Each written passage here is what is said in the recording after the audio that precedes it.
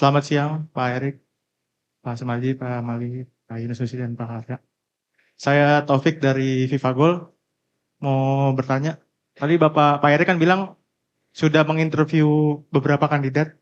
Mungkin itu waktunya kapan Pak? Dan apakah di interview itu ada permintaan atau jaminan untuk meloloskan Indonesia ke Piala Dunia atau akan bisa menerapkan taktik permainan yang menyerang?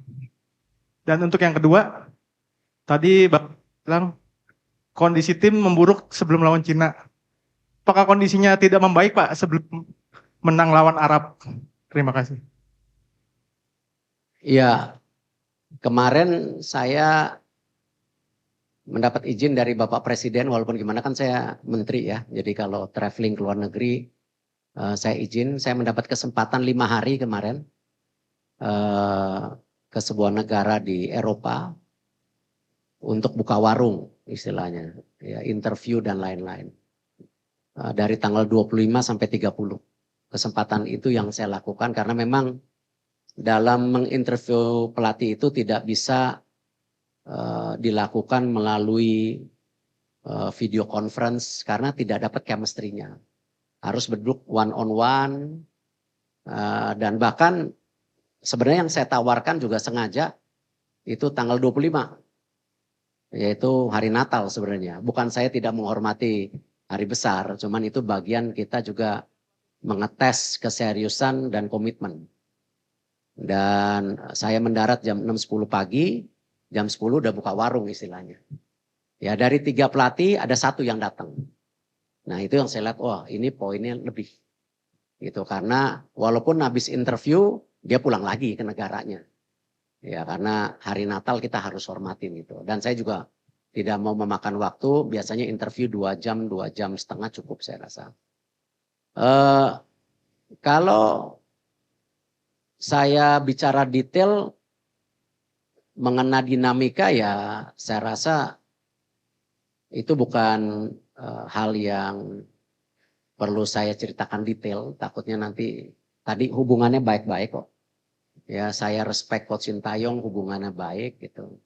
Dan sepertinya tadi dilaporkan juga menerima dengan baik. Dinamika itu ada, tapi saya nggak mau bicara detail. Malah nanti menjadi dispute seakan-akan habis manis pah dibuang gitu loh. Ya saya nggak mau dalam itu. Karena apapun yang sudah dilakukan semua baik. Ya, dan saya berprinsip tidak mungkin tim nasional kita sampai sini mau yang putri, yang muda-muda, yang U17, U19, U23 tanpa program ya yang PSSI punya. Tapi PSSI menyadari tanpa pelatih yang baik tidak mungkin punya tim nasional yang baik.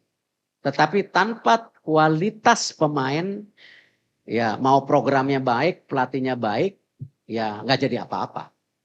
Karena pemain menjadi sebuah kualitas yang penting. Ya, Manchester City tanpa Rodri kalah melulu tuh. Ya, cuma 1 Rodri padahal. Nah, artinya apa? Ya memang ketiga balancing antara program, pelatih, dan kualitas pemain ini ya harus punya keseimbangan. Tidak bisa satu dan lainnya yang lebih menonjol gitu. Ya, jadi ini menjadi sebuah satu kesatuan gitu. Tinggal 1 ya. Ya, Mbak, yang cewek dulu tadi.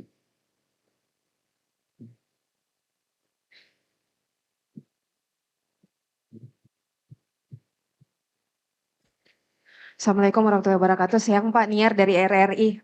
Pertanyaannya untuk pelatih yang baru nanti atau pelatih pengganti ini, apakah terpilihnya sebagai pelatih untuk timnas Indonesia sudah memenuhi standar dari filosofi sepak bola yang diinginkan oleh PSSI saat ini begitu? Karena kita tahu jargonnya sama ini adalah ingin membawa Garuda mendunia begitu Pak. Kemudian kita tahu juga bahwa selama ini Coach Sintayong tidak hanya memegang timnas senior, tapi beliau juga memegang timnas under 23 yang kita tahu akan beberapa waktu ke depan juga mungkin ada agendanya tertentu. Apakah nanti akan ada pelatih ad interim atau mungkin yang pelatih baru ini juga akan memegang tanggung jawab yang sama begitu? Terima kasih Pak. Coach Indra, Coach Nova juga ditargetkan Garuda mendunia. Kenapa setelah lolos AFC kita targetkan mereka untuk bisa qualified di kejuaraan dunia U17, U20. Nah nanti memang untuk tim pelatih itu di dalamnya ada komponen pelatih U23. Ya, jadi nanti kalau diumumkan nanti biar aja tanggal 12 itu ada pelatih kepala, ada beberapa asisten dan ada 1 asisten untuk U23. Ya, tetapi mempunyai program yang sama U23 dan senior. Nah, memang kuncinya ketika kita ingin punya filosofi sepak bola seperti Jepang ataupun beberapa negara lain ya kita perlu waktu. Itulah kenapa diperlukan technical director nanti. Cuman ya memang tidak mudah juga mencari technical director karena memang ya ini perlu pendalaman daripada detail daripada persepakan bola Indonesia. Cuman yang menarik, yang salah satunya saya titipkan bahwa selain target ya saya juga titipkan bahwa filosofi sepak bola ini mesti dibangun dari senior dan U23 dan itu disanggupi tentu dengan waktu-waktu juga perlu support dari banyak pihak tentunya. Para pelatih yang saya interview sudah mengerti targetnya. Dan beberapa juga yang punya nama di dunia sepak bola tidak mungkin bergabung ke sebuah negara hanya sekedar mencari kerjaan. Ya, tetapi mereka pasti mempunyai target personal ya di mana tentu ingin menjadi bagian sejarah legacy yang kita miliki gitu. Yaitu lolos ke Piala Dunia. Ya, terakhir di SCTV. Selamat siang Pak Erik. Satu pertanyaan Pak, ada isu mengenai tekanan dari mafia bola untuk menggantikan Coach Sintayong sebagai pelatih Pak. Ada juga yang bilang Pak Erik ditekan juga dari Exco untuk mengganti pelatih Pak. Apakah ini benar Pak? Makasih Pak. Saya rasa semua tidak benar karena kalian tahu saya ini pemimpin yang tidak bisa ditekan-tekan. Bagaimana PSSI bersama Liga melakukan perbaikan match fixing, itu tekanannya jauh lebih berat gitu. Ya.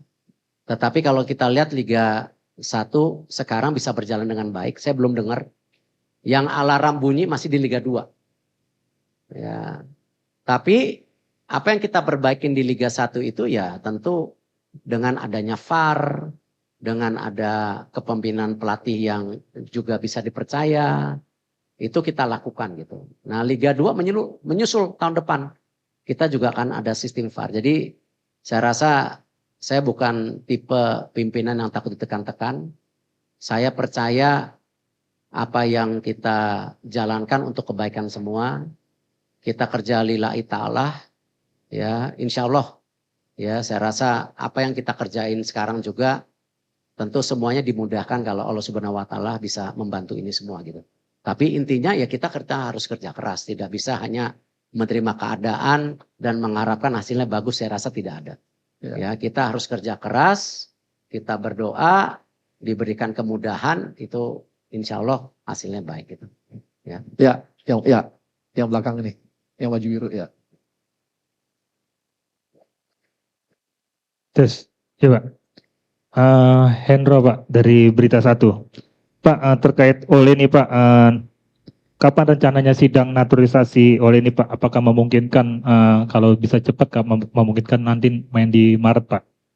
Yang kedua Pak, infonya PSSI sudah menghubungi Michael Baker Pak untuk dinaturalisasi. Ini benar nggak Pak kabar ini Pak? Itu aja ya. Terima kasih. Ya, Ole insya Allah proses surat menyuratnya sudah lebih advance dibandingkan Jaro Rinwald. Kita juga sedang meng-approach Jaro Rinwald untuk gabung juga ke tim nasional. Tapi apakah keburu duluan Maret kita lihat dulu gitu. Tapi kalau Baker kita sudah cek agak sulit karena bukan sesuai dengan regulasi FIFA yaitu ibu bapak atau kakak neneknya. Kita lagi masih mencari suratnya tapi belum menemukan surat dia qualified sesuai aturan FIFA. Gitu. Baker kan? Ya. Maunya sih mau, bagus, tingginya 189, bisa main midfielder juga. Ya. Thank you very much. My name is Reski from C Today. I have a question is what is the main reason for this change despite of the rise of our national team level in the FIFA rank? And the second is, and for the next candidate or the next coach, what is the expectation or the main focus of this improvement of the national team? Thank you. Hiring the next coach is the same. As we explained before, we are targeting to qualify to World Cup. And all the candidates that we interviewed during the 5 days I was in Europe, basically, most of them agree this is the target. This is why they agree to join the interviews. They have a steadiness to become the legacy on both sides, not only we as the countries, but also them as a personals. For changing clothes, coach, this is something actually we've been discussed for many months back. But I think the moment is about to be right, because right now we still have 2.5 months on preparation for next games. And we still have formats that we want to get as much as point that we can get. The dynamics of the communication is one of the issues that we put in, but also we feel we need a coach that also can help on the tacticals. This is something that or the evaluations that we have. Oke. Baik teman-teman, habis ya? Cukup ya? Baik. Terima kasih teman-teman atas perhatiannya dan terima kasih pada Pak Ketum, Pak Waketum, Pak Marji, Pak Sekjen semua. Terima kasih semua wartawan.